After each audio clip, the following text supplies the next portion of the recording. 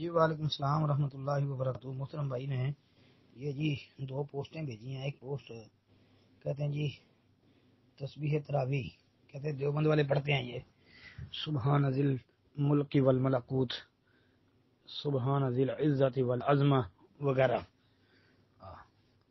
جی نماز تراویح پڑھ رہے ہوتے ہیں تو 4 تراویحوں کے بعد جب وقفہ کرتے ہیں تو پھر یہ تسبیح پڑھتے ہیں۔ اس بارے میں بھائی ہمارے علم کے مطابق سنت سے کچھ ثابت نہیں ہے۔